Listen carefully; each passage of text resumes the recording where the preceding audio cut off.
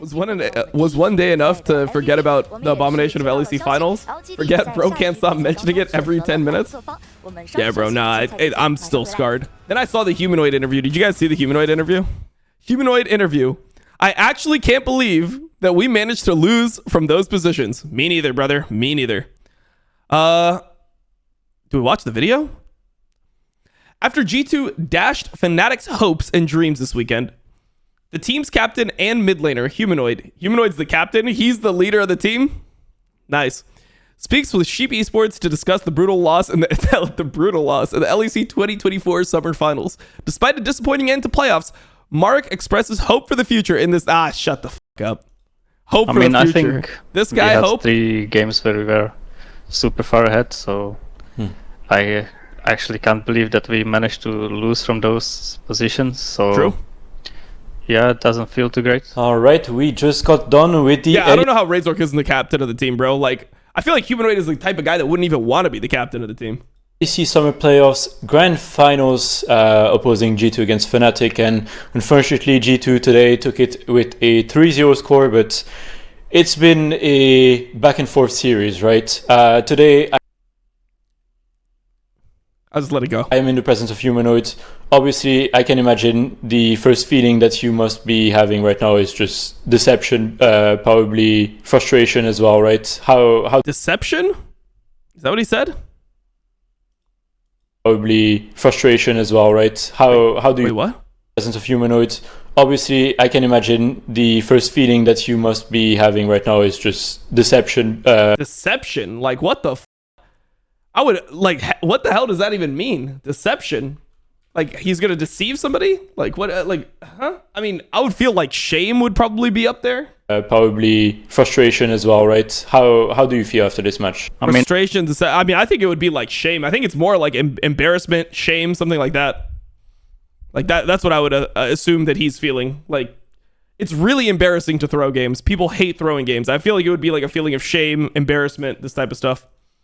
I think we had 3 games where we were super far ahead, so I actually can't believe that we managed to lose from those positions. So yeah, it doesn't feel too great. It is kind of also the same story as the BDS match that we saw yesterday. I assume you probably watched it as well, where it feels like the teams that face G2 get these early leads and make these proactive plays. For example, like Noah and June getting those 2v2 double kills in the bot lane as well, and then the other teams pretty much like doesn't seem to be able to match them in the mid-late game. Do you think like that's maybe the part that you guys will have to improve as well for season finals, for example? I mean, I think for sure that we are just nervous, I would say. Today, I felt it a lot. Dude, what I don't understand, when I see this, what I don't understand about teams is like, how can you not use the advantage of being an underdog? Like, the fact that you lose all the time shouldn't put extra pressure on yourselves. It should be the opposite. It should be like, hey, no one expects us to win. Everyone, like everyone has all this pressure on G2. G2 is just supposed to beat us every time, no matter how things are. We're actually like good now. We should be able to use that underdog mentality to beat G2. If they don't show up, you know, we're ready to just like challenge them. The thing that I said about like when I went on my rant is I just hate the main thing that I really hate is how G2 doesn't have to play well to win LEC anymore. That everyone is so beaten down by G2 at this point that there's like no challengers. It's like G2 could just play like shit and still win LEC because everyone just accepts that they're gonna win it either way. It's like a bunch of fucking losers in this region, bro. So I think it's like insane loser mentality, bro. Like at least in previous seasons, right? At least last year, it felt like G2 actually had to play well to win. Like Giant X was ready to challenge them in fight. Like Giant X wasn't even close to as good as G2, but they were like playing the game, like trying to win. Like they were trying to challenge them there. When you look at like even Fnatic last year, it felt like they weren't beaten into submission. But G2 has just beat the entire region so hard that everyone just like gives them the trophy now. Because we have never actually been winning against them. I feel like when we are winning and it's the finals, we just put so much pressure on us. And then we don't even have to do anything to end the game. We just feel like we need to fight or something. And yeah, I mean, I think it just comes with experience, you know, because these games usually you have to play slow, and we are just not able to do that. Bro, how much experience do you guys need? Like, how much experience do we need at this point? Like, I feel like if you're okay, so Noah started playing competitive in 2018. Humanoid started playing competitive in fucking what? Let's see. He started playing competitive in 2015. Razork started playing competitive in 2016. Oscarinen has been playing competitive since 2018. So these guys have like 6-7 years of experience on average, and then on top of that, like this team has been together. The core of this team has been together for like a year and a half at this point. At some point, like we have to like get it together. I mean, a year and a half is a long fucking time, bro. Like, Oscar debuted like a couple months after Yeon debuted. Like players like that debuted. Like these guys have been together. This core has been together longer than APA has been in the league in LCL. Like, I don't think it should take that long to get to the point where you can close out 8-9k gold leads. It does feel a bit like a mental block almost, because G2 is always that team to defeat, right? They are always the opponent, and obviously you guys just defeated them like in the upper bracket last week, right? And you beat them 3-2, and now this match was a completely different story as well. What do you think changed as well? It's cope to say that you need more experience in this, bro. It's cope to say that you need more experience in this. That is like, you know what it is? It's not wanting to actually address the real problem or talk about the real problem. The real problem is that they're fucking chokers, right? Like there's nothing else to call what we saw besides for repeated choking. Like they need to just stop fucking choking. But this is one thing that players almost never want to say about. Like people would rather say that they're fucking dog shit at the game, that they're horrible, that they have no talent. They would rather say that than say they're chokers. Like there's something about the word chokers that players fucking hate. Like the idea that it's like this mental thing on you. It's this label where it's like, oh, I'm like a weak mentality. I'm like a bitch or something. Because of this, people hate the label of chokers. But there's nothing else to call it, bro. It is definitely choking. They're definitely having some like massive choking issues. And they played last week, but so did we, I guess. I don't know. It's just our late game today was just really bad. And yeah, other than that, we had so much goal lead. So yeah, I don't think anything changed. It's just us not knowing how to finish a game, I think. A lot of people reacting to this. I mean, is it really like that hard though? That's what I would ask here. Is it really that hard to finish a game? Because I feel like it's pretty streamlined at this point with like Soul being in the game and with Baron and like, I mean, I feel like when you're up 9k, 10k, it's like you just go to the objective and then you like ward on the side of the objective and you de-ward and then they're forced to check into you and then you murder them. And then if they don't check into you, you just do the Baron. Like it really should just be that easy.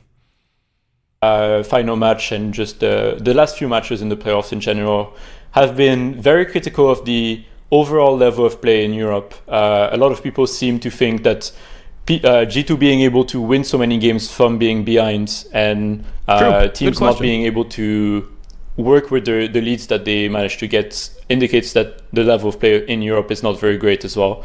What is your take on the current level of teams in the LEC, and do you think like teams like yourself, Fnatic, or even like BDS/SK could have a chance at Worlds, or is it right now like looking pretty rough? Do you think there's still like a lot of things that you guys need to improve on? I think for sure against the top Asian teams there's a huge gap.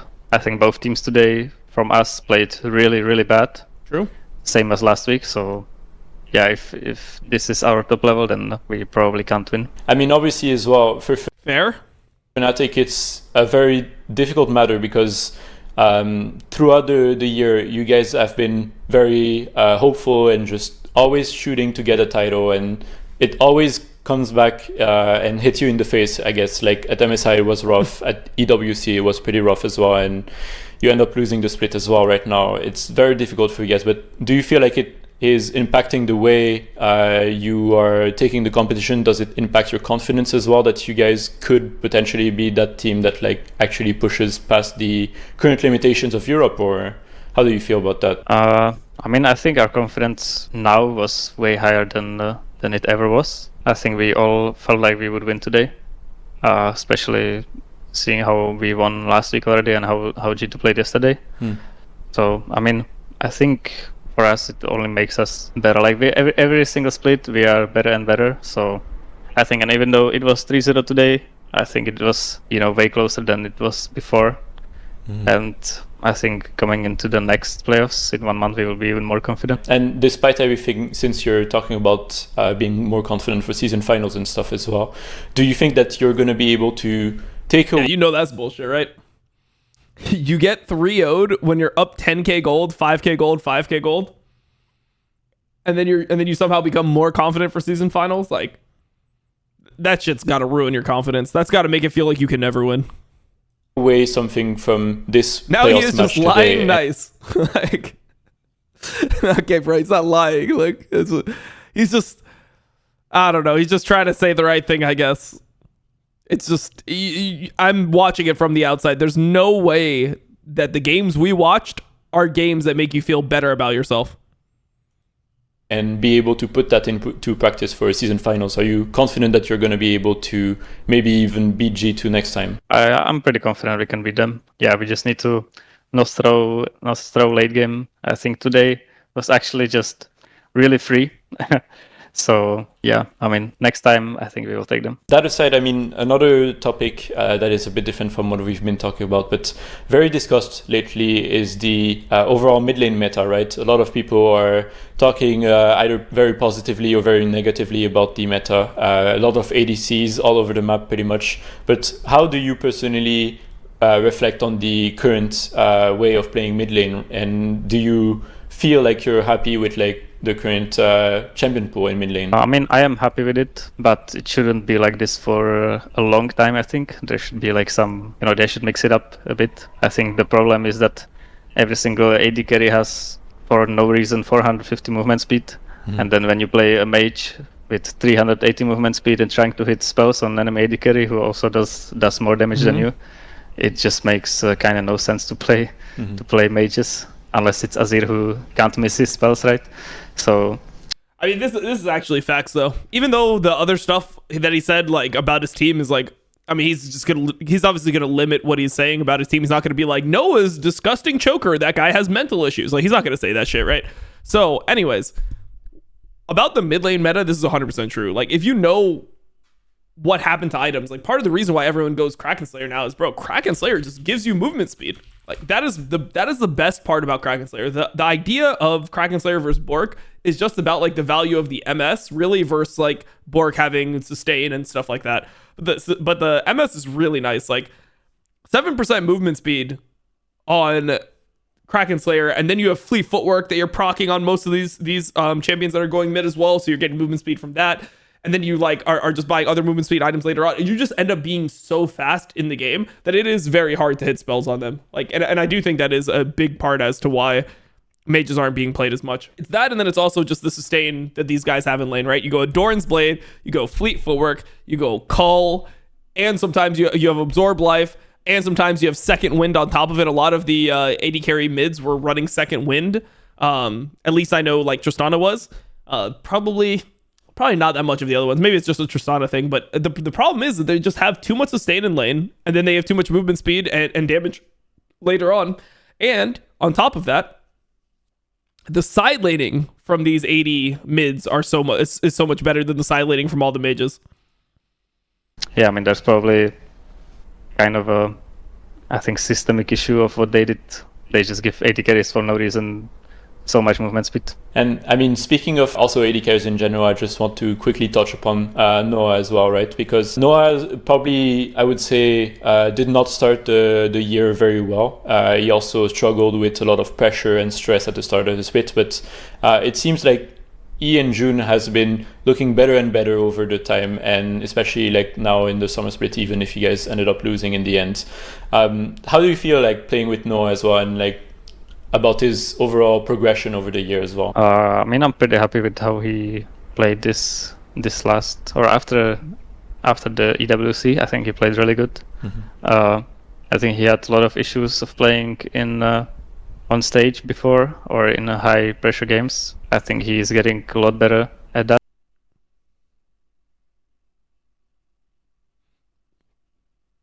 Bro, what the fuck did he just say? He just choked harder than he's ever choked before. This is like the epitome of his choking. What do you mean? What? Did we watch the same games? Like, that makes no fucking sense.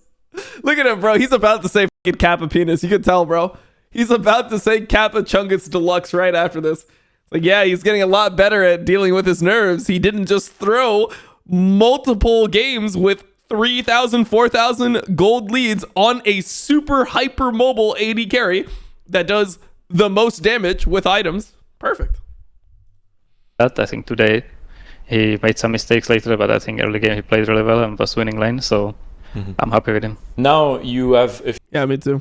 few days of break before the season final starts. So very quickly, what That would be a great time for him to just whip out the fucking Kappa penis right there. are your immediate plans for the next few days until the matches start all over again? Probably not gonna do anything. I'm just gonna play the game. That's pretty much it. Not going to Tomorrowland? Just kidding. All right, and just a last question. You've probably seen it, but the Olympic Committee actually voted to enact the Esports Olympic Games starting next year, which will You can't shit talk him, obviously, but like, I mean, there's also other things you could say. It's not like his two options. People think that his two options are like, yeah, I think he's playing really well. I mean, I think today he played super well. No choking here. He either says that or he says, no, with this piece of shit, he disgusting inted all three games. Like, there's a middle ground, right? Like, there's like, yeah, I mean, like, he's like, there are still obviously some issues that we're having when it comes to choking, but we're trying to get over them. At least, like, you know, we are able to perform in certain parts of the game. Like, you just like, you can accept the premise that there is choking going on, which everyone can see. I don't even think that would be something that would like destroy the team. It's like, what, bro? You called me a choker here? Like, you said that there was choking going on? Like, I don't think it would be something that would like destroy the team environment. It was like very obvious chokes that happened. So I think that there's a middle ground where you can be like, yeah, we're still having nerve issues at certain parts in the game, but overall, I think that Noah played like well enough where we could have won the game. Like, you could say something like that to make it like less, you know? Be featuring probably teams from all countries, right? And hopefully there's going to be a League of Legends tournament. But I would just like to quickly ask you, if you had to send a Czech team to the Esports Olympic Games, what players would you see in each role? I mean, I would put me mid, Karzi AD carry, Oh, wait. Patrick on top or jungle, and yeah, Denik support, and then someone in jungle or top. I don't know. We don't really have any people on those roles, so it's gonna be a hard one. Yeah, fair enough. And I mean, do you think this team would be able to take some wins at the tournament? I think so. I mean, there's probably gonna be a lot of countries that also don't really have that great rosters, so we can take some wins unless we meet Korea and China in the first round and then go home. In any case, I think that is about all the time we have today for the interview. But just before we close off, do you have any last words you want to say, and just anything for the Fnatic fans as well that have been following you? Yeah, I mean, thank you guys for following us. I know there was a lot more expectations than what we showed today, but I think yeah, we will work hard to make it better next time. All right. Well, Humanoid, in any case, thank you for taking the time today to talk with me despite the loss. I know obviously it mustn't be very easy for you guys. And yeah, hopefully we'll get to talk to you again soon for the season finals and maybe Worlds even. So I wish you the best in the next few days and just have a great night after this. Thank you. You too. I'm sure you'll have a great night, bro. Have a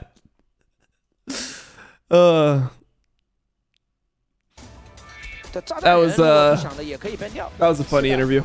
I like it.